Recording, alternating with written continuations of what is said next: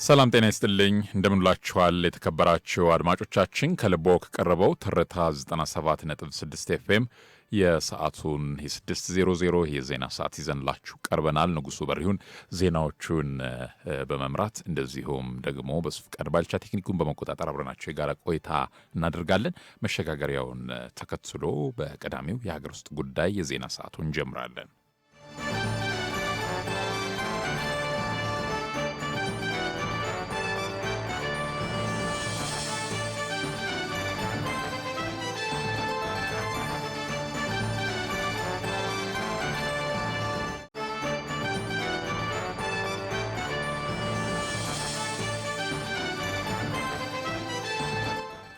ወደ ቀዳሚው የሀገር ውስጥ ጉዳይ ስናልፍ ምሁራን ለተመካካሪዎች ገለጻ ማድረጋቸውን የሀገራዊ ምክክር ኮሚሽን አስታውቋል። በሀገራዊ ምክክር ጉባኤ የምሁራን ስብስብ በ500 አባላት ለተደራጁ 8 የአጀንዳ ቡድኖች ገለጻ ማድረጋቸውን ነው የሀገራዊ ምክክር ኮሚሽን ያስታወቀው። ኮሚሽኑ በይፋዊ ገጹ እንዳስታወቀው ምሁራኑ ባለፉት ቀናት በተደረጉት የምክክር ሂደቶች በተነሱ ጽንሰ ሐሳቦች፣ ግልጽ ባልሆኑ ጉዳዮችና ጽንፍ በያዙ አስተሳሰቦች ዙሪያ ገለጻ በማድረግ ሐሳቦች እንዲፍታቱ አድርገዋል። የስልታዊ ቡድን የአጀንዳ ሐሳቦችን በቃለ ጉባኤ የሚያጠናክሩ የባለ 25 አባላት አጠናካሪ ቡድኖች የቀረቡ ሳይንሳዊ ማብራሪያዎችና ገለጻዎችን ተከትሎ ያጠናከሩትን ሐሳብ እንደገና ዳብረው 500 አባላት ባሏቸው 8 ቡድኖች የሚቀርበውን ቃለ ጉባኤ በድጋሚ ማደራጀታቸውንም ጠቁመዋል።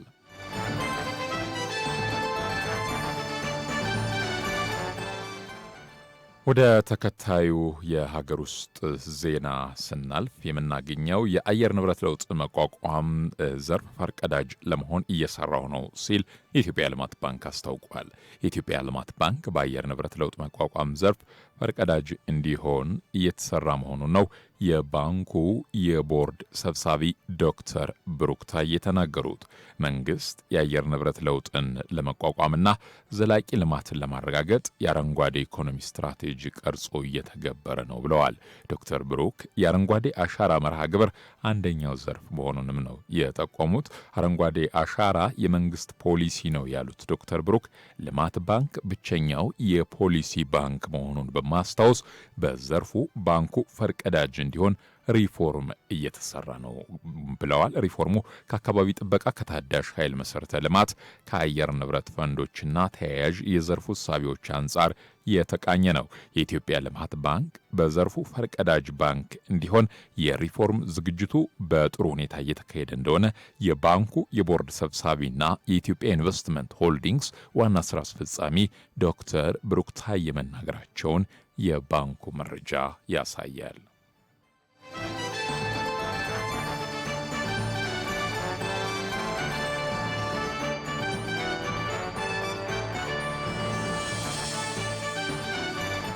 ወደ ተከታዩ ዜና አልፈናል። በ2018 እስካሁን ከ90 ሺህ በላይ ሰዎች ወደ አገር ቤት መመለሳቸው ተገልጿል።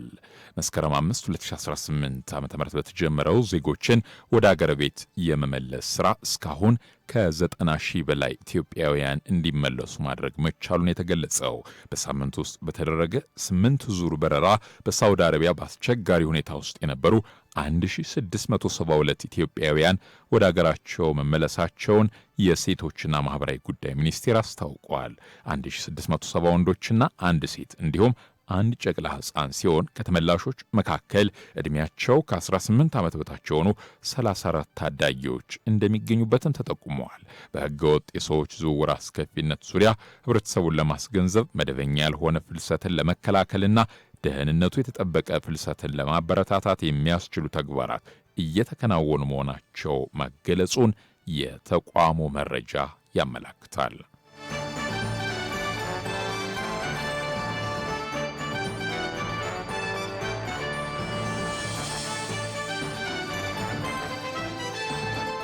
ከልቦ በቀረበው ትርታ 97.6 ኤፍኤም የትርታ 6:00 የዜና ሰዓትን ነው በመከታተል ላይ የምትገኙት። አብራችሁን ስለሆናችሁ ከልብ እናመሰግናለን። በተከታይነት በዝርዝር ወደምንመለከተው የሀገር ውስጥ ጉዳይ እናልፋለን። የሀገራዊ ምክክር ጉዳዩንና የተሳታፊዎችን አስተያየት ባልደረባችን በፍቅር ግዛቸው እንደሚከተለው አሰናድተዋለች። በዓለም አቀፍ ደረጃ በተለያዩ ሀገራት የሚፈጠሩ አለመግባባቶችን ለመፍታት ዘርፈ ብዙ ስራዎች ሲከወኑ ይስተዋላል። ከነዚህ መካከል ዜጎች በተወካዮቻቸው አማካኝነት ተሰባስበው በመምከር ለችግሮቻቸው መፍትሄ ሲያበጁ ተመልክተናል። ኢትዮጵያም እንደ ሀገር ዜጎቿን ሳያግባቡ ለቆዩ ጉዳዮች አንድ መፍትሄ ለማስገኘት ከአብዛኛው የሀገሪቱ ክፍሎች በተወከሉ 4000 ተወካዮች መምከር ከጀመረች ሳምንታትን አስቆጥራለች። በዚህ ሂደትም እነዚህ ተወካዮች አማካኝነት በ8 አጀንዳዎች ላይ እየመከሩ ይገኛሉ። ቀደም ሲል 10 አባላት ባለው ቡድን ቀጥሎም 50 ከዚያም 250 አባላት በተመደቡበት ቡድን እየመከሩም ቆይተዋል። ለመሆኑ እነዚህ ተመካካሪዎች ስለ ምክክር ሂደቱ ምን ይላሉ? በዛሬው የዳሰሳ መሰናዷችን እንመለከተዋለን። ከሐረሪ ክልል ተወክለው ውይይቱ ላይ እየተሳተፉ የሚገኙት ወይዘሮ ታገኘው መንግስቴ በስከዛሬው ሂደት ውይይቱ ነፃና ፍትሃዊ በሆነ መልኩ እየተከወነ እንደሆነ በማስረዳት ለትርታ ሀሳባቸውን አጋርተዋል። እንግዲህ እኔን አጋጣሚ ሆኖ ያው የደረሰኝ ከ8ቱ አንደኛው አጀንዳ ነው። የተቋማት ግንባታ፣ የሰብአዊ መብትና የህግ የበላይነት የሚል አጀንዳ ነው የደረሰኝ። እንግዲህ ከጅምሩ እስካሁን ያው 10 የንዑስ ቡድን ላይ ነበርኩኝ። እዛ ላይ የነበሩት ሁኔታዎች ያው አጀንዳው ኢንጀነራል የሁሉም ሰው ነው፣ የገሌ የከሌ የምትለው አይደለም። ስለዚህ የሁሉም ሰው ከሆነ ደግሞ ሁላችንም የሚመለከት አጀንዳ ስለሆነ አገሪቱ ባለችበት ሁኔታ ተቋማችን እንዴት መገንባት አለበት፣ ከሰብአዊ መብት አንጻር የሀገራችን ላይ ያለው ሁኔታ ምን ይመስላል፣ እንዲሁም የህግ የበላይነት ከሀገራችን ሁኔታ አንጻር ምን ይመስላል የሚለው እዛ ላይ ፎከስ አድርገን ነው በደንብ የተወያየ ነው። እስካሁን ባለው ሁኔታ እንግዲህ የመጀመሪያውን 10 ጨርሰን ወደ 50ውን ጨርሰን ደግሞ አሁን 250 ላይ በተናል። እንግዲህ የምክክር ሂደቱ ነፃ ነው። ማንም ሰው የፈለገውን ሀሳብ በነፃነት የሚገልጽበት ነበር። እኔም እንዳንድ ተመካካሪ በተሰጠኝ አጀንዳ ላይ ኢፌክቲቭሊ በደንብ ተጠቅሜበታለሁ። ሀሳቤን በግልጽ የመሰለኝን ተናግሬያለሁ እና ያለምንም ጣልቃ ገብነት ማንም ሰው እንዲህ ነው ሳይለኝ የፈለኩትን አጀንዳውን መሰረት አድርጌ የምክክር ሂደቴን እያካሄድኩ እገኛለሁ። ወይዘሮ ታገኘው አክለውም በተለይም ሀሳባቸውን ያለምንም ጣልቃ ገብነት እየገለጹ እንደሆነና በተለይም አለመግባባቶች ሲፈጠሩ በውይይት እየፈቷቸው እንደሆነ ተናግረዋል። የሁሉም ሰው አጀንዳ ነው። ስለዚህ ሁሉም ሰው በነፃነት ሀሳቡን ሲገልጽ ነበረ። ያለማንም ጣልቃ ገብነት መጀመሪያ ሀሳቡን መረዳት ይጀምራል። ስለዚህ ሀሳቡን ከመረዳት ጀምሮ ሀሳብ እስከ መስጠት ድረስ ያለው ሂደት በእኛ በኩል ጥሩ ነው። አንዳንድ ጊዜ በልዩነት የሚነሱ ሀሳቦች አሉ። ስፔሻሊ አሁን እኛ አጀንዳ ውስጥ አንድ ሀሳብ አለ ንዑስ የተካተተ ከዚህ ከዲያስፖራ ጋር ተያይዞ የጥምር ዜግነት ጋር ተያይዞ እዛ ላይ ነው ትንሽ የተወሰኑ ነገሮች አሉ። ግን እሱም መጥፎ አይደለም። ያው ሰዎች ፍላጎታቸውንም እንዲሆንላቸው የሚፈልጉትን ሀሳብ የሚያነሱበት ስለሆነ ምንም የሚወድቅ ሀሳብ የለም። ምናልባት ወደ ላይ ከፍ እያለ ሲመጣ እየነጠረ የሚመጣ ካልሆነ በስተቀር ሁሉም ሰው የፈለገውን፣ ምክንያቱም ሁሉም ሰው የተለያየን ማህበረሰብ ወክሎ ስለሆነ የመጣው ያንን ማህበረሰብ ይጠቅምልኛል የሚለውን ሀሳብ የሚያንሸራሽርበት ስለነበረ በልዩነት የሚነሱ ሀሳቦች ላይ ማንም ያንተ አይሆንም ያንተ ይሆናል የሚነሳ ሀሳብ የለም። ግን በልዩነት የሚነሳ ሀሳብ ካለ አክሴፕት ተደርጎ ይያዝለታል ማለት ነውና ሂደቱ አሪፍ ነው። እስካሁን ያለው ሂደት ከኦሮሚያ ሃይማኖት ተቋማት ተወክለው የተገኙት ተሳታፊ ፓስተር ገለታ ጋቢሳ በበኩላቸው ዜጎች በዚሁ መልኩ ተሰባስበው በመነጋገር መፍትሄ አዘል የሆኑ ውይይቶችን ማድረጋቸው ለወደፊቱ ትክክለኛ መፍትሄ እንዲገኝ በማድረግ ረገድ ከፍተኛ ድርሻ እንዳለውም ጠቁመዋል። እውነት ለመናገር ይሄ ምክክር ትልቅ መፍትሄ የሚሰጥ ብዬ አስባለሁ። ምክንያቱም በጥይት ከሚዋጋት በጭቅጭቅ በተለያየ ነገር ወደ አንድ ወንበር ተነጋግሮ ሰው ሀሳቡን እንዲገልጽ በይፋ ቁጭ ብሎ ውስጡ ያለውን ነገር እንዲተነፍስ ይህንን እድል እንዲፈጠር መንግስት በማድረጉ በጣም እጅግ ደስተኛ ነኝ። ይሄ ውይይት ወደ ካሁን የደረሰበት ነገር በጣም ጥሩ ነው፣ መልካም ነው። ሰው እያወራ ነው፣ እየተወያየ ነው፣ ሀሳቡን ማለት ነው እየገለጠ ነው። ህዝብን ወክሌ ስላለን ደስ የሚል ሁኔታ ነው ያለን። ፓስተር ገለታ አክለውም በእስካሁኑ የምክክር ቆይታ አለመግባባቶች በውይይት እየተፈቱ እንደሆነም ተናግረዋል። ጥሩ ነው። ህዝባችን አንድ ላይ መጥቶ መወያየት መጀመሩ ቀላል አይደለም። እኔ ሙስናና መልካም አስተዳደር ላይ ነው ስንወያይ ነበር ነው።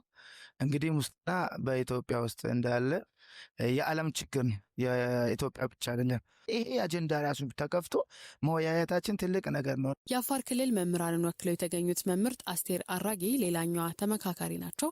በምክክሩ ሂደት ለወደፊት ውሳኔ የሚያገለግሉ አቅጣጫዎችን እንዳስቀመጡና ውጤታማ ይሆናል ብለው እንደሚያስቡም ተናግረዋል። ሂደቱ በጣም ጥሩ ሁኔታ ነው። ያው የተወሰኑ ሰዎች የባህሪ የቤታችን የቻለን ጉዳይ ነው እንጂ ሌላ ምንም ጥሩ ነገር በሃይማኖት ዙሪያ ላይ ጥሩ ነገር አስቀምጠናል ብለን እንገምታለን።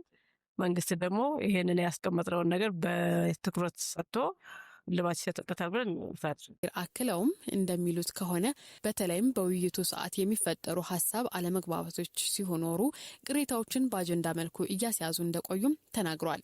ያልተግባባንባቸው እንትኖች የሉ ግን አሁን ራስ ወዳድ ከመሆን አንጻር የሚመነጩ ነገሮች አጀንዳው እንዲያዝ በቅሬታ እንዲያዝላቸው ተግባብተናል።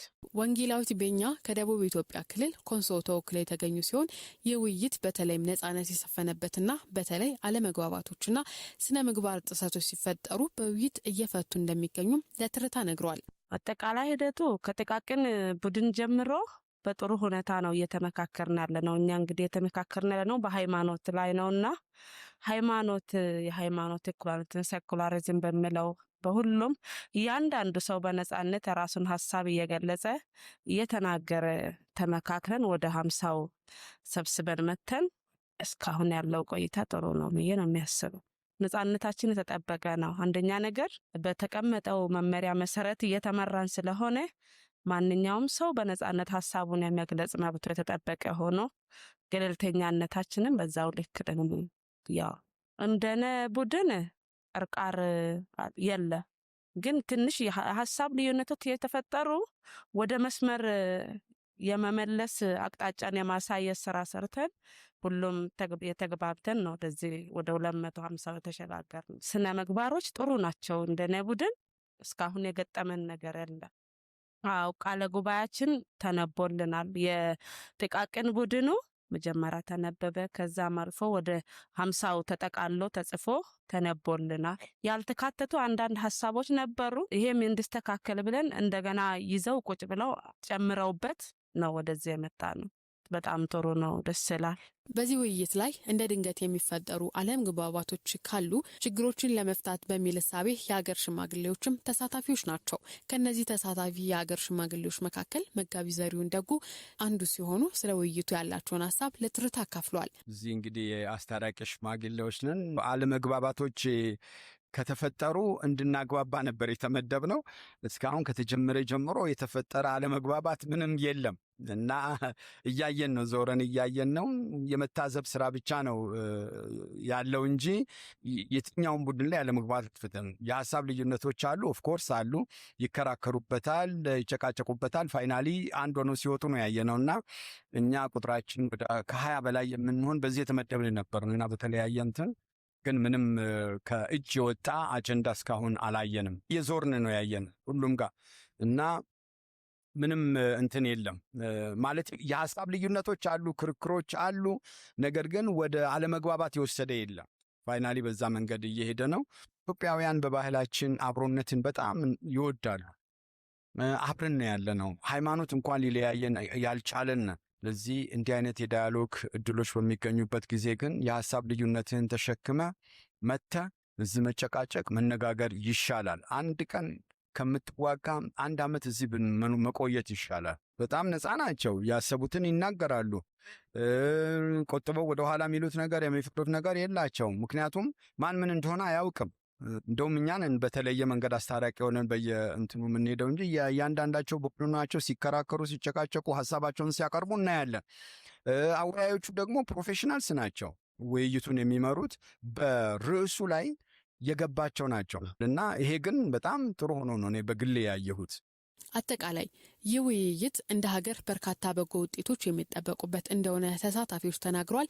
እንደ ሀገርም አለመግባባቶችን የሚፈቱ ልዩነቶችን የሚያጠቡና አንድነትን የሚያጠናክሩ ሀሳቦች እየተነሱ እንደሆነ ሀሳባቸው ለትርታ ያካፈሉ ተሳታፊዎች አክለው ገልጸዋል።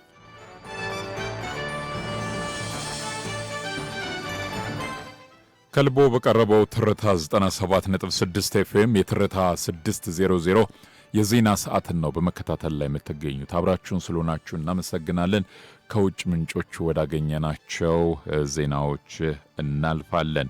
ቀዳሚው የውጭ ዘገባ ትንታኔያችን የውጭ ዘገባችን የሚወስደን በተለይ ከአፍሪካ ይሆናል።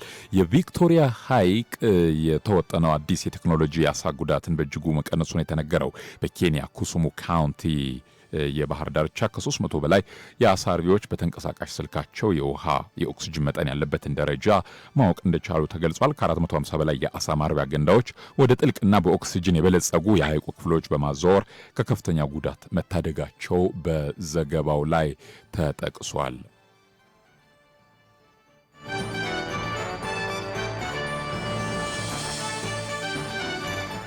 የሳውዲ አረቢያው የነዳጅ ተቋም አራምኮ በሁቲ ጥቃቶች የከፋ ጉዳት እንዳልደረሰበት አስታውቋል። የሳውዲ አረቢያው የነዳጅ ተቋም አራምኮ የየመኑ ታጣቂ ኃይል ሁቲ በፈጸማቸው ጥቃቶች የከፋ ጉዳት እንዳልደረሰበት ነው የገለጸው።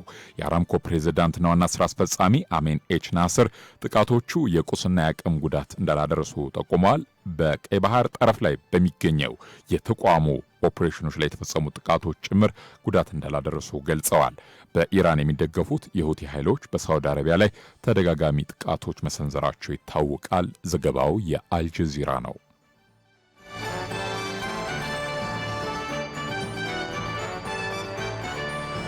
የአሜሪካ ግዛቶች በፕሬዝዳንት ትራምፕ የታሪፍ ውሳኔ ላይ ክስ ከፍተዋል። 25 የአሜሪካ ግዛቶች በፕሬዝዳንት ዶናልድ ትራምፕ የታሪፍ ውሳኔ ላይ ክስ ከፍተዋል። እንግሊዝ፣ ቻይናና የአውሮፓ ህብረትን ጨምሮ በደርዘን የሚቆጠሩ ሀገራት ላይ ከ10 እስከ 12.5 በመቶ የሚደርስ ታሪፍ መጣሉን አሜሪካ አስታውቃለች። የዲሞክራቲክ ግዛቶች ጥምረት ሰነድ እንደሚያሳየው ግዛቶቹ ውሳኔው ህጉን የሚጻረር ነው ብለዋል። የዋይት ሀውስ ቃል አቀባይ ኮሽ ደሳይ በሰጡት ምላሽ አሜሪካ ቢዝነሶቿ ላይ ጫና የሚያሳድሩ ተግባራትን ለመከላከል ህጋዊ ስልጣኗን እንደምትጠቀም ገልጸዋል። ውሳኔው በአስገዳጅ የጉልበት ብዝበዛ ያመረቱትን ምርት ወደ አሜሪካ ለመሸጥ የሚፈልጉትን እንደማትታገስ ማሳያ መሆኑን አጽንኦት ሰጥተዋል ሲል የዘገበው ቢቢሲ ነው።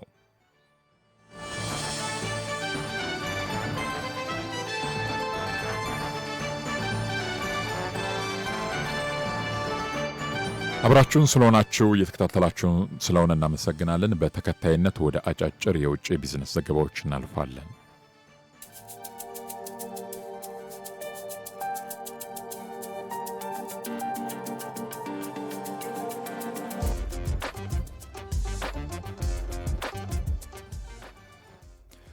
ኬንያ እንደ ደቡብ ኮሪያና ቻይና ያሉ በኢንዱስትሪ የበለጸጉ ሀገራትን የእድገት መንገድ በመከተል ኢኮኖሚዋን ማሳደግ እንደምትችል የአገሪቱ ፕሬዝዳንት ዊልያም ሩቶ አስታወቁ። ፕሬዝዳንቱ ባስተላለፉት መልእክት በ1960ዎቹ አካባቢ ኬንያ ከደቡብ ኮሪያ ጋር ተመሳሳይ በሆነ የኢኮኖሚ ደረጃ ላይ እንደነበረች አስታውሰው አሁንም ጠንካራ ጥረት ከተደረገ አገሪቱን ከመካከለኛ ደረጃ ወደ ከፍተኛ የኢኮኖሚ ደረጃ ማሸጋገር ይቻላል ማለታቸው ተዘግቧል።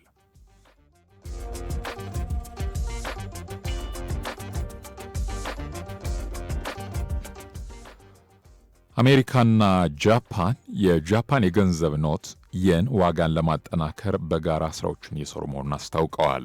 አሜሪካና ጃፓን ከቅርብ 10 ዓመታት ወዲህ ለመጀመሪያ ጊዜ በጋራ በመሆን የጃፓን የገንዘብ ኖት የሆነውን የን የምንዛሪ ዋጋ ለማጠናከር በገበያ ውስጥ በጋራ እየሰሩ መሆኑን ያስተዋወቁት ይህ የተቀናጀ እርምጃ የተወሰደው የጃፓን የን የምንዛሪ ዋጋ በዶላር ላይ ከ40 ዓመታት ወዲህ ዝቅተኛው ደረጃ ላይ ደርሶ የነበረውን እንደዚሁም በከፍተኛ ሁኔታ ዝቅተኛ ያስመዘገበውን ዋጋ ለማሻሻል መሆኑ ተዘግቧል።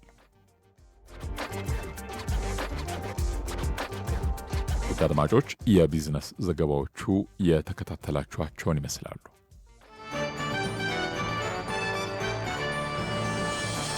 ከልቦ ከቀረበው ትርታ 97.6 ኤፍኤም ለዕለቱ ያዘጋጀንላችሁ የትርታ 600 የዜና ሰዓት ያደመጣችሁትን ይመስላል።